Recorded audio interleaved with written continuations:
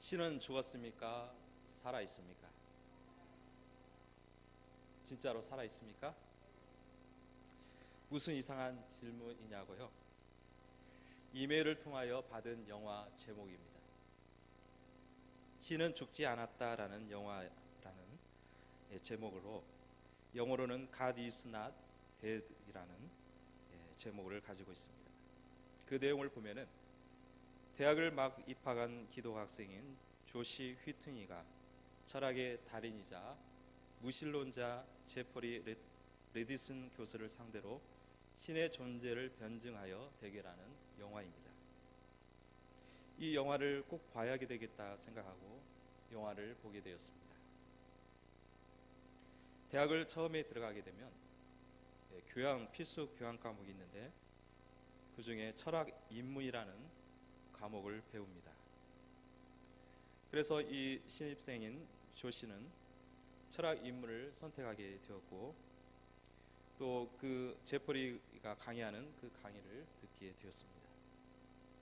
첫 시간에 백지를 나눠 주었고, 그 백지에다가 각자 이렇게 쓰라는 것입니다. 신은 죽었다. 그리고 거기다가 서명까지 하라는 것입니다. 그 이유는 이미 과학적으로 신이 없어도 세상에 존재할 수 있다는 것이 증명되었고, 더 이상 논쟁의 가치가 없다라는 것입니다. 그리고 교수는 계속해서 기회를 줍니다. 만약에 서명을 거부하게 되면 점수에 감점이 있고 수강을 도저히 받을 수 없다. 지금 나가서 철회하도 할 수 있으니까 지금 나가도 괜찮다라는 제안을 내놓습니다. 이때 조 씨는 양심적으로 쓸 수 없어서 강요하지 말 것을 건의합니다. 이때부터 교수를 향해서 생각지도 못한 도전장을 던지게 된 것입니다. 이 영화를 보면은 재미없어 보이지만은, 재미로 봐서는 재미가 없겠지만 그 내용을 보면은 감동적인 영화라고 볼 수가 있습니다. 속으로 이렇게 생각할 수 있습니다. 저 미친 교수다 하고 피하면 되는 것입니다. 그리고 다른 교수도 있기 때문에 굳이 그 교수한테 수강할 이유가 없는 것입니다. 그러나 이 조 씨는 또 시간 변경이 어렵기 때문에 자기는 하나님의 존재를 인정하고 있고, 또 그것을 자기가 하나님이 없다, 신이 없다라고 그렇게 쓸 수 없기 때문에 거기에 대한 공격을 시작하게 됩니다. 심지어 6년 동안 사귄 여자친구에게 설득을 하지만은 그 여자친구가 아무리 설득해도 끝까지 싸우겠다는 것입니다. 결국에는 여자친구는 그 남자를 버리게 되고, 만약에 시학점이라도 나온다면, 그 철학 인문이 한 과목이라도 시학점이 나오게 되면 자기는 로스쿨을 가게 되는데, 그것까지도 포기할 그러한 어려움을 당하게 되었습니다.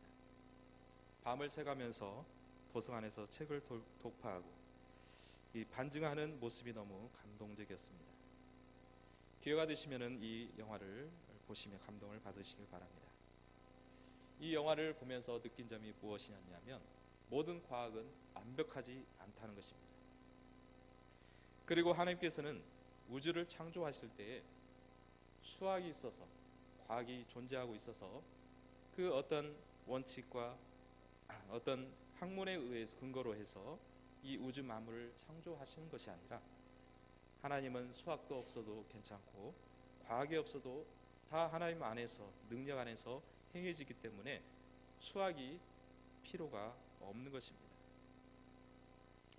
다시 말한다면 하나님께서는 우주 만물을 만드시면서 수학, 과학, 인문, 예술 등 이러한 학문을 바탕으로 만드신 것이 아니라, 이미 창조된 세계를 인간의 제한된 시각으로 체계화시킨 것에 불과하다는 것입니다. 따라서 과학이 아무리 발달되어도 하나님이 존재하냐, 하나님이 존재하지 않느냐라는 논하는 것 자체가 웃긴 일인 것입니다. 저 천국에는 하루가 천년 같고 천년이 하루 같다라고 말씀하고 있습니다.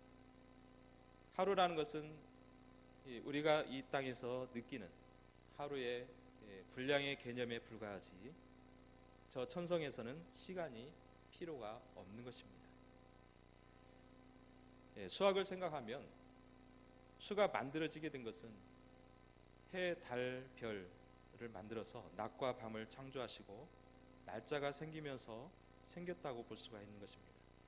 그래서 뭔가 분량이 필요하고 또 시간의 수가 필요하여져서 만들어졌다고 볼 수가 있는 것입니다. 과학을 생각해 보면은 이 하나님께서 우주와 자연을 창조하시지 않았다면 과학이 존재할 수 있을까라는 것입니다. 하나님이 창조하지 않으면 과학조차, 학문조차가 존재할 수가 없는 것입니다. 하나님은 우주 만물을 창조하시고 질서를 보여 하셨기에 과학이라는 것이 생겨날 수가 있다는 것입니다. 하나님께서 창조하셨을 때 물리나 화학이나 지구 과학이나 그러한 학문을 탐구하셔서 만들어셨겠습니까? 하나님의 능력으로 이 우주 만물을 창조한 줄로 믿습니다. 그래서 인간이 그렇게 의존하고 그렇게 절대화하고 있는 이 과학은 하나님이 이미 만들어주신 이 창조 세계를 인간의 개념으로 체계화하고 또 규칙을 발견하고 원리를 세우는 것에 불과하는 것입니다. 그러니 어떻게 과학으로 신의 존재를 증명할 수 있으며 증명한다는 것은 어불성설인 것입니다. 다시 말한다면 우리가 믿는 인격적인 하나님은 아니어도 적어도 조물주라는 그러한 용어를 쓸 수가 있는 것이고 인정할 수가 있는 것이고 그런 가운데서 학문을 탐구해야 맞는 것입니다. 제가 어렸을 때 이런 말을 들었습니다. 학생들은 공부를 잘하기를 누구나가 다 원하고 있습니다. 그래서 성경을 많이 읽으면은 공부를 잘할 수 있다는 것입니다. 그래서 이런 엉뚱한 생각을 했습니다. 그러면 하도 얘기를 하다 보니까 성경책 안에는 수학도 있을 것이고 과학도 있을 것이고 또 여러 학문들이 있는가라는 그런 생각을 해본 적이 있습니다. 성경 말씀에는 우리가 학교에서 배우는 그런 학문이 기록이 되어 있지 않지만 성경 말씀을 통해서 우리에게 묵상을 하다 보면 하나님께서 지혜를 주시는 것이고 비전도 주시고 또 성경의 원리를 발견함으로써 세상의 바른 이치를 깨우쳐주고 가르쳐주기 때문에 공부를 잘할 수가 있는 것입니다. 과학이 지금은 의대받는 학문입니다. 그런데 과학이나 수학이나 의학이나 예술이나 할 것 없이 이 모든 것은 또한 고대에서는 철학에서 비롯됐다고 볼 수가 있습니다. 예를 들면 철학자인 데카르트를 생각하면 데카르트는 수학자로 많이 알려져 있습니다. 그런데 이 데카르트는 중세를 지나서 17세기 사람인데 프랑스의 수학자이며 과학자, 철학자로서 근대 철학의 아버지다 이렇게 불려지게 됩니다.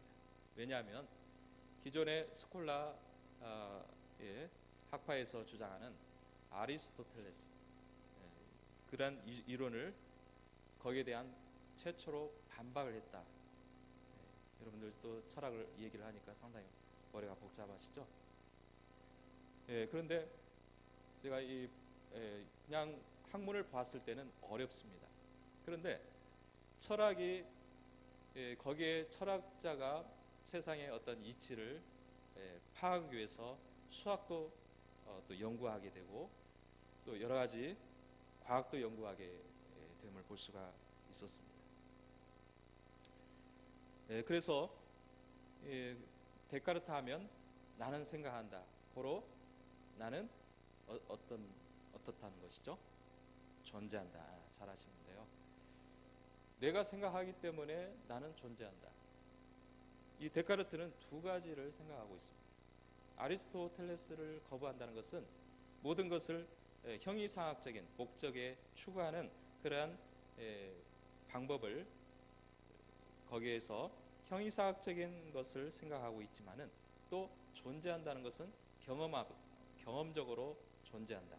철학이라든가 과학이라든가 수학이라든가 그렇게 해서 그것을 발달을 시킨 원인이 되었다라는 것입니다. 자, 그러면 이 철학은 무엇입니까?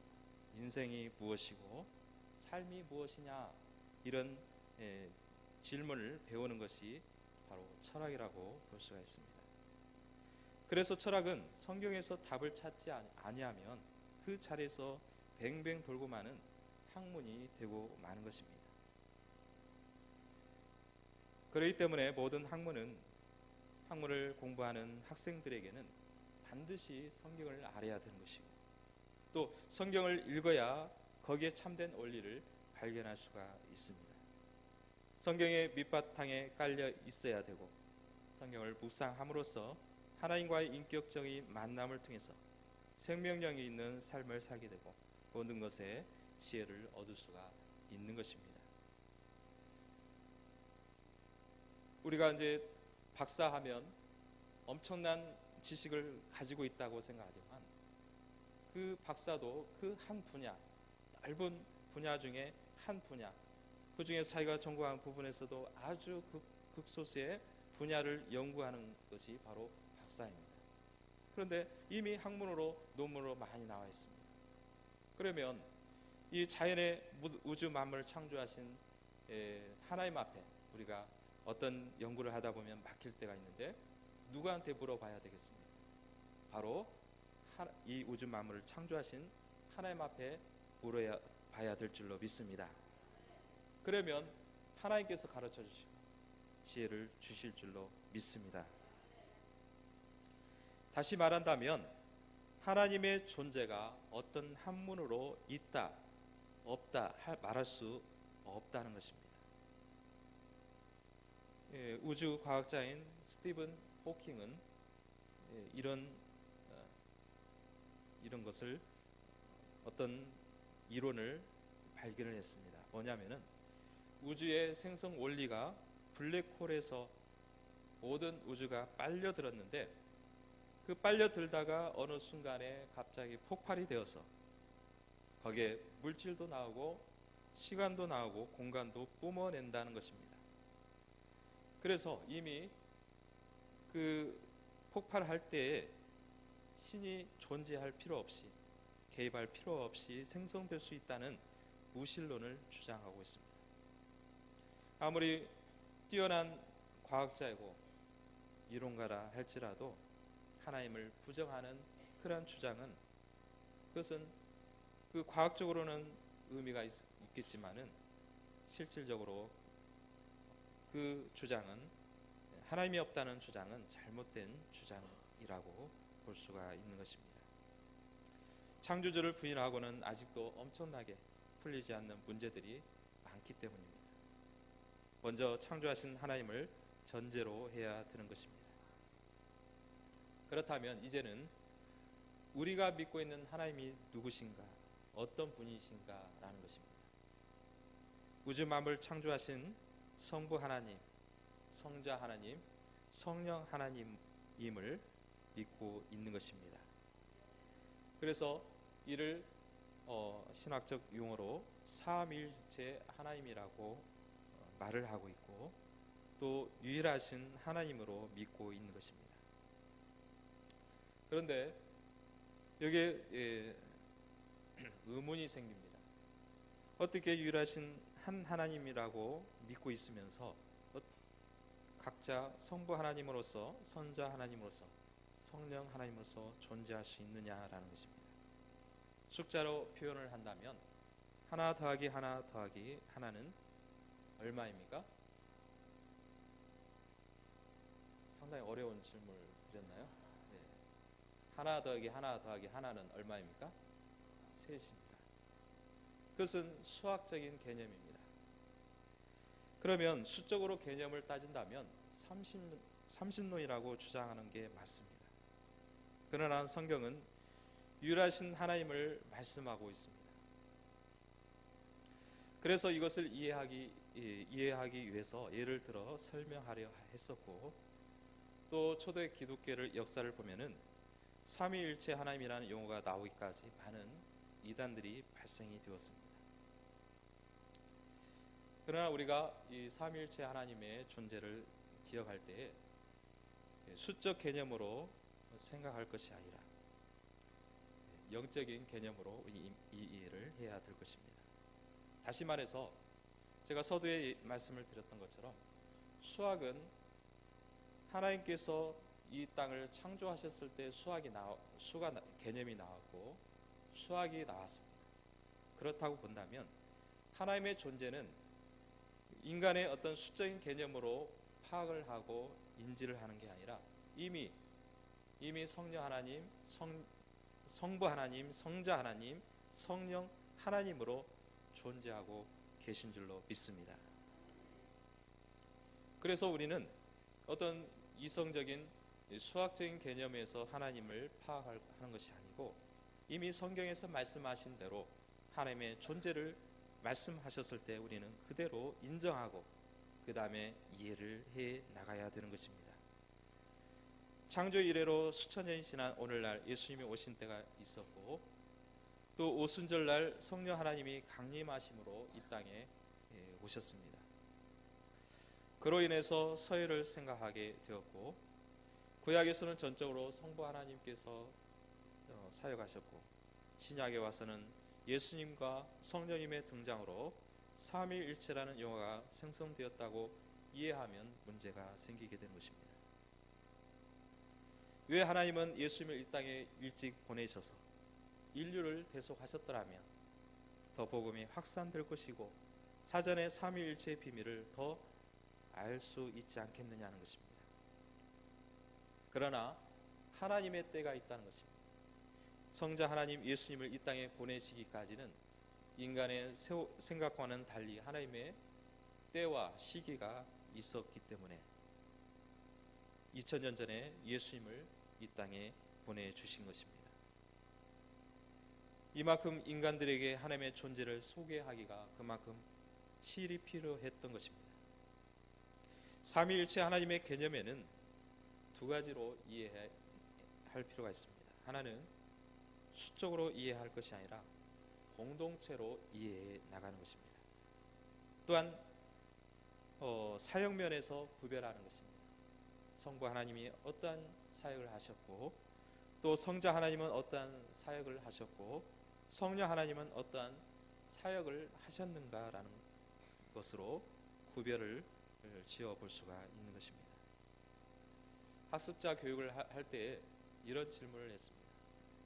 누가 나를 위해서 대속을 하셨습니까? 라는 질문에 학생은 이러한 대답을 합니다. 하나님이십니다.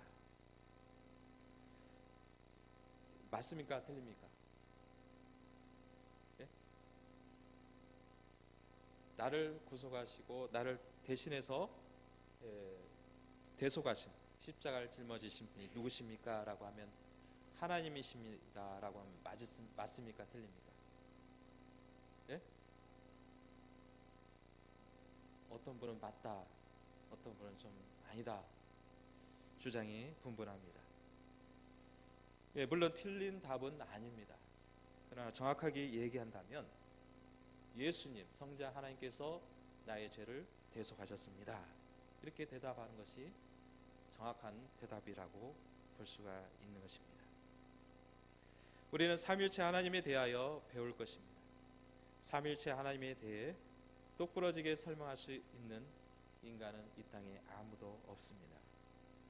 그러므로 우리는 삼위일체 하나님에 대해서 충분히 이해하려고 하지 말고 성경이 말씀하시는 범위 안에서 만족할 수 있는 사람이 되어야 되는 것입니다.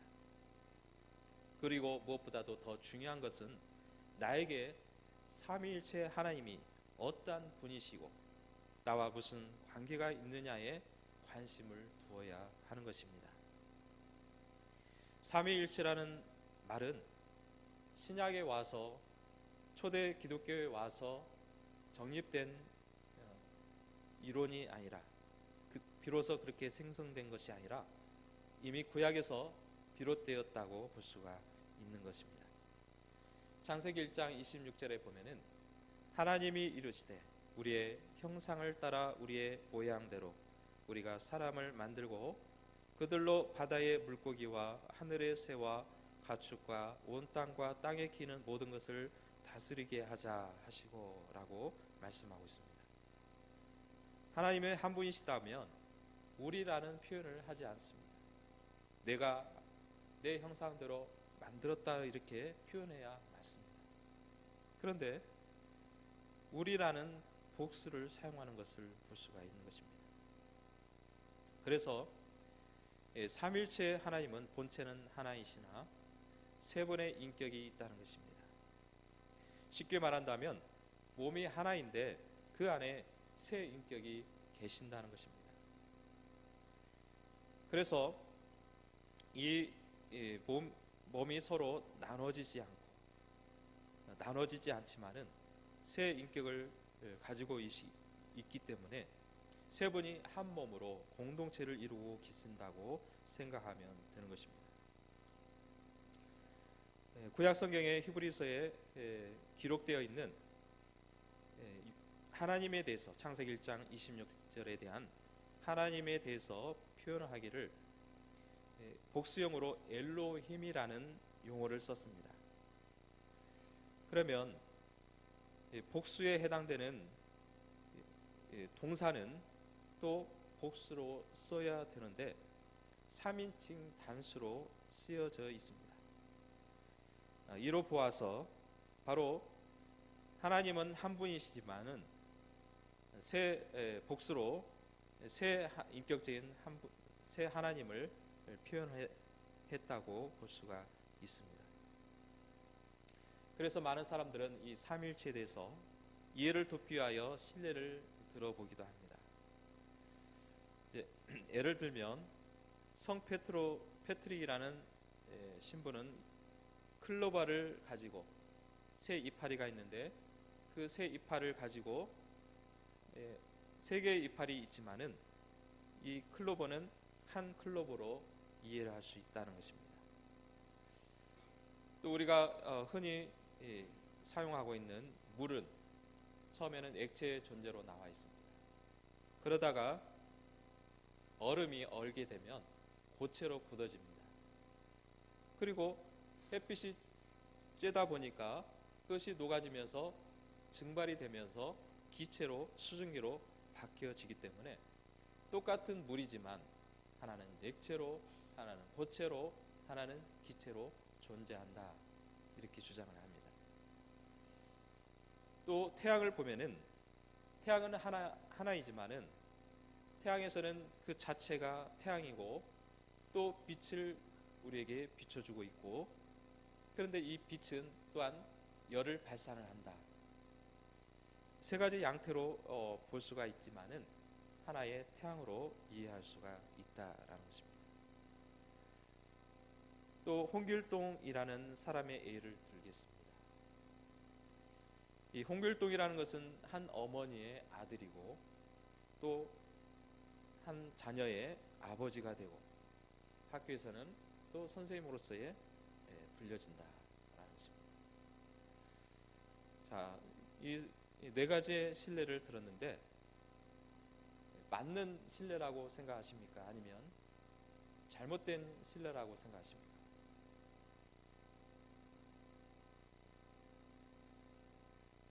이것은 그럴듯하지만은 잘못된 신뢰라고 볼 수가 있는 것입니다. 세 분의 성부, 성자, 성령의 하나님은 각각 인격체입니다. 독립된 인격체로 존재하고 계시다고 했는데 지금 말한 예는 하나의 어떤 양태로, 상태로만 설명을 하기 때문에 그것은 잘못되었다라는 것입니다. 초대교회 이단 중에 양태론이라는 주장을 한 사벨리우스가 양태론을 주장을 했습니다. 다시 말해서 창조하실 때는 성부 하나님께서 창조하셨고 또 우리를 구속하시기 위해서 성자 하나님으로 나타나셔서 죄를 대속하셨고, 또한 우리를 성화 거룩하게 하시기 위해서, 또 우리를 인치기 위해서 성령으로 나타나셔서 우리에게 임하셨다, 이렇게 설명을 합니다. 훗날에는 터툴리아는 이렇게 얘기를 합니다. 성부 하나님께서 예수가 되어 고난을 당했다 해서 성부 고난설이라는 명명을 하게 되었습니다. 지금도 이런 삼일체에 대한 혼동에 의해서 많은 잘못된 주장들, 또한 때로는 잘못된 그러한 설명들을 하는 경우가 있습니다. 그래서 우리는 이러한 신뢰를 들어보기보다는 이미 존재하신 성부 하나님, 성령 하나님, 성자 하나님으로서 존재하시고 또 삼위로 계시며 또 한 몸으로 계신다는 이 사실을 그대로 받고 믿으시기를 축복합니다. 예수님께서 세례를 받으셨을 때에 분명하게 구별된 것을 볼 수 있습니다. 하늘에서 하나님의 음성이 들리게 되었고, 그리고 성령이 비둘기 형상으로 예수님의 머리에 임하게 되었습니다. 다시 말해서 만약에 한 양태로 한다면 예수님이 직접 말씀을 하셔야 되고, 예수님께서 또 실제로 성령의 모습으로 비둘기 모습으로 되어야 되는데 그렇지 아니하고 각자 독립적으로 이루어졌음을 볼 수 있습니다. 그리고 민수기 6장 24절에서 26절에 보면은 우리가 잘 알고 있는 아론의 축복 기도를 볼 수가 있습니다. 23절부터 읽어보겠습니다. 아론과 그의 아들들에게 말하여 이르기를, 너희는 이스라엘 자손을 위하여 이렇게 축복하여 이르되, 여호와는 네게 복을 주시고 너를 지키시기를 원하며, 여호와는 그의 얼굴을 네게로 비추사 은혜 베푸시기를 원하며, 여호와는 그 얼굴을 네게로 향하여 드사 평강 주시기를 원하노라 할지니라 하라. 여기에 보면은 주어가 여호와라는 단어가 반복해서 나와 있음을 볼 수 있습니다. 오늘날 축도가 구약의 이 말씀을 근거로 하고 있고, 훗날 첫 번째 말씀으로는 여호와로 표현을 한다면 성부 하나님이 복을 주시고, 또 두 번째 여호와는 성자 하나님께서 은혜를 베풀어 주시며, 또 여호와 세 번째는 성령 하나님은 평강 주시는 분으로 이해하고 있는 것입니다. 제가 신학대학원에 입학하기 전에 입학 과목에 성경이라는 과목이 있습니다. 시험을 준비를 하면서 우연찮게 성경 구절 이 말씀을 보게 되었고, 그래서 이 말씀이 꼭 문제에 나올 것 같다 라고 다른 사람들에게 말을 했습니다. 그때 한 전도사가 그것은 나오지 않는다는 것입니다. 보통 일반적으로 많은 문제를 볼 것도 많기 때문에, 또 이것이 나온다는 보장이 없기 때문에 그냥 지나갈 수가 있습니다. 근데 저는 그것을 일부러 암송을 했습니다. 어떻게 이게 좀 혼동이 될 수가 있는데, 첫 번째는 복을 주시고 지켜주시기를 원하며, 하나님이 복을 주신다. 그리고 두 번째는 이제 얼굴, 두 번째, 세 번째는 또 얼굴이 나오기 때문에 얼굴을 비쳤냐 아니면 얼굴을 드사 얼굴 향하여 드사가 먼저냐 혼동이 될 수가 있지 않습니까? 그래서 그것을 염두에서 암송을 했습니다. 그리고 나서 입시를 치렀는데, 제가 나오겠다는 이 문제가 이 입시 시험에 나왔습니다. 그것을 뭐라고 합니까? 적중했다. 그렇게 말을 합니다. 쪽집게, 이제 학교에서 말하면 학원에서 말하면 쪽집게다. 쪽집게 강사들은 통계가 있습니다.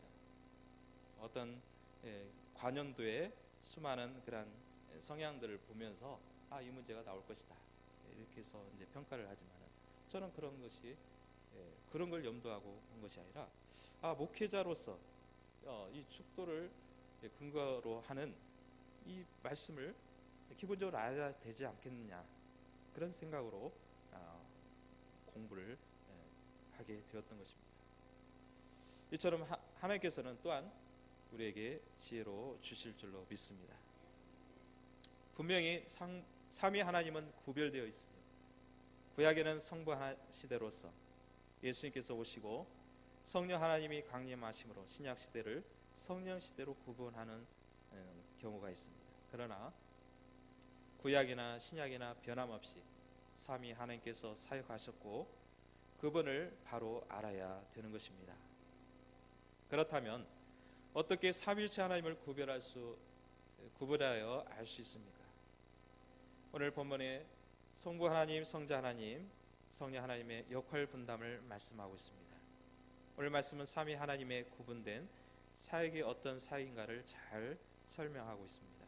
먼저 성부 하나님은 3절에서 6절에 보게 되면 동사를 보면 3절에 신령한 복으로 복을 주신다.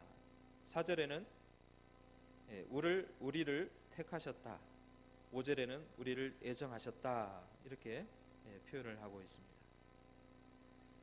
그래서 성부 하나님께서는 우리를 하나님의 아들이 되게 하시기 위해서 선택하시고 애정하셨다고 말씀하고 있습니다. 그것을 언제부터 하셨느냐? 4절에 창세 전에 하셨다는 것입니다. 그래서 우리가 이 땅에 태어나기도 전에 창세 전에 우리를 작정하셨고 또 우리를 선택하기로 이미 계획하셨다라고 말씀하고 있는 것입니다. 또 이 우리를 왜 택하셨는가?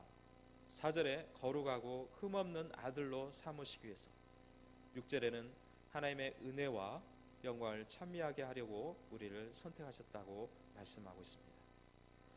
다시 말해서 성부 하나님께서는 우리를 선택하셨는데 흠이 없는 자녀로서 하나님의 거룩하시고 흠이 없는 자녀로 만드시기 위해서, 또한 하나님을 찬양하고 하나님의 예배자로서 우리를 세우기 위해서 우리를 작정하시고 또 우리를 선택해 주셨다는 것입니다. 두 번째, 성자 예수님에 대해서 7절에서 12절 말씀을 보면은 예수님의 사역을 볼 수가 있습니다. 8절에 보면은 그의 피로 말미암아 속량 곧 죄 사함을 받았다라고 말씀합니다. 성자 예수님의 사역은 우리 죄를 대신해서 피를 흘려 주셨고 그로 말미암아 우리를 구원하시고 죄 사함을 받게 하는 길을 열어 주셨다고 말씀하고 있습니다. 그래서 성부 하나님은 우리를 거룩하고 흠이 없는 존재로 만드시기 위해서는 성자 예수님을 이 땅에 보내주셨고 나의 죄를 대신하여 십자가에 짊어지게 하셨다는 것입니다. 그래서 예수님께서 하신 사역은 가장 중요한 사역은 구속 사역인 것입니다. 우리에게 구원의 길을 열어주셨고 또 예수님께로 가게 되는 그러한 길을 열어주셨기 때문입니다.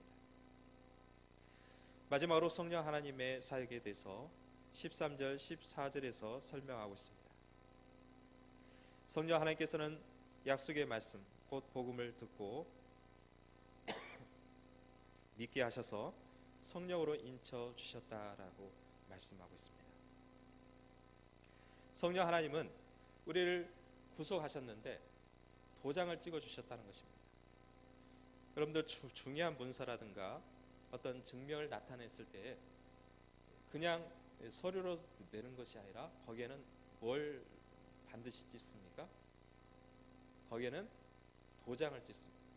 만약에 거기에 도장이나 서명이 없으면 어떻게 됩니까? 아무리 자기가 썼다고 주장해도 그것은 의미가 없다는 것입니다. 자기가 확신을 할 수 있는 공적으로 증명할 수 있는 그러한 증명으로 도장을 찍게 되어 있습니다. 자, 그리고 책을 사게 되면 그 위쪽에다가 도장을 찍는 친구들도 있습니다. 그것은 뭡니까? 이것은 내 것이다. 이건 누구도 가져갈 수 없고 자기가 알 수 있는 표시를 합니다. 그래서 똑같은 책인데 만약에 이 친구가 다른 친구가 가져가게 되면 만약에 자기 것을 주장했을 때 그걸 어떻게 증명할 수 있느냐? 그 안에 내가 표시한 것이 있다. 그래서 이 표시한 것은 내가 표시했기 때문에 이것은 내 거다. 이렇게 주장할 수가 있다는 것입니다. 그래서 성령 하나님은 바로 우리에게 구원의 확신을 찍어 주시고 또한 하나님의 자녀라는 것, 하나님의 것이라는 표시를 확실하게 해 주신 줄로 믿습니다. 바로 성령 하나님의 사역입니다. 성령 하나님께서 우리에게 그러한 확신을 우리에게 주셨다라고 말씀하고 있는 것입니다. 이제 정리한다면 성부 하나님께서는 우리를 애정하시고 선택하셨다면 성자 예수님은 우리를 속량하시고 십자가의 피로 구원의 길을 열어놓으셨고 성령 하나님께서는 우리의 마음을 열어주셔서 복음으로 거듭나게 하셔서 하나님의 자녀가 되게 하신 줄로 믿습니다. 이걸 구약 성경에는 한 구절로 설명합니다. 거기는 전부가 내가라는 말을 사용하고 있습니다. 한 하나님께서 이 모든 것을 하셨다는 것입니다. 한 하나님이 하셨지만 우리는 한 몸을 가지신 세 분의 인격의 사역을 나누셔서 하셨다는 것을 잘 알 수가 있는 것입니다. 이사야 43장 1절 말씀에 보면은 야곱아 너를 창조하신 여호와께서 지금 말씀하시느니라. 이스라엘아 너를 지으신 이가 말씀하시느니라. 너는 두려워하지 말라. 내가 너를 구속하였고 내가 너를 지명하여 불렀나니 너는 내 것이라. 아멘. 성부, 성자, 성령 하나님께서 나를 향하여 여러분을 향해서 너는 내 것이라고 말씀하시고 있는 것입니다. 바로 예수님의 사역은 내가 너를 구속하셨다는 것입니다. 성령 하나님께서 너를 지명하여 불렀다라고 말씀하고 있습니다. 한 사람을 구원하기 위해서는 이처럼 태초부터 창조하셨고 선택하시고 애정하시고 2000년 전에 하나님의 아들로서 인간의 몸으로 입고 오셔서 우리의 모든 죄를 다 감당하시고 또한 성령 하나님께서 이 땅에 임하심으로 말미암아 우리를 하나님의 확실한 자녀로 삼아 주시게 된 것입니다. 삼위일체 하나님께서는 이처럼 나 한 사람을 위해서 여러분들 각 사람 한 사람을 위해서 이와 같이 사역을 하시고 있는 것입니다. 이 세상의 태초부터 예정된 하나님의 백성들이 예수님의 구원을 믿고 거듭나기 위해서 이미 여러분들과 만남이 필요하다는 사실을 잊어서는 안 되는 것입니다. 세상에 아직도 주님을 알지 못하는 사람들이 있습니다. 삼위일체 되신 하나님을 우리는 알고 있지만은 그 사실을 깨닫지 못하여서 우둔하여 미신을 믿고 우상을 섬기고 다른 신들을 섬기는 그러한 우둔한 사람들이 많이 있습니다. 그러기에 우리는 사명이 있습니다. 삼위일체 하나님을 증거할 사명이 있고 또한 전파해 나갈 사명이 있는 것입니다. 결론입니다. 하나님을 알아줍시다. 서로 인사하겠습니다. 우리 서로 이야기해 보겠습니다. 하나님을 알아줍시다. 하나님을 알아줍시다. 오늘 말씀은 여기에 있습니다. 하나님을 우리로 하여금 하나님을 제대로 알기를 원하고 계시는 것입니다. 얼마큼 나를 향해 애타게 믿으라고 또 고라고 있으며 나는 이러한 하나님이다. 나는 너에게 이러한 하나님의 존재로서 너를 가까이 하고 너를 함께하기를 원하고 있다라고 지금도 우리에게 들려주고 있는 것입니다. 그래서 우리는 하나님을 알아줘야 되는 것입니다. 우리가 서로 간에 알아준다는 것은 얼마나 중요한 일인지를 알 수가 있습니다. 나를 알아준다. 여러분들 누군가 나를 알아준다고 한다면 뭔가 자부심이 있게 되고 뭔가 뿌듯한 마음이 있는 것입니다. 그리고 존재감을 느낄 수가 있는 것입니다. 만왕의 왕이신 하나님께서도 우리 없이도 영광을 받으실 분이지만 지금도 저와 여러분을 향해서 나를 알아주기를 원하시고 또 하나님을 향해서 찬양해 주시기를 원하시고 하나님이 어떠한 분이신가를 또 깨달아 지기를 원하고 있는 것입니다. 오늘 삼위일체 되신 하나님을 제대로 알아주시고 또한 섬기시며 찬양으로 영광 돌리시기를 축복합니다. 더불어서 우리는 이 만왕의 왕이신 삼위일체 하나님을 온 천하에 또 주변에 이 믿지 않는 영혼을 향해서 복음을 전하는 그러한 사명자가 되시기를 주님의 이름으로 축복합니다.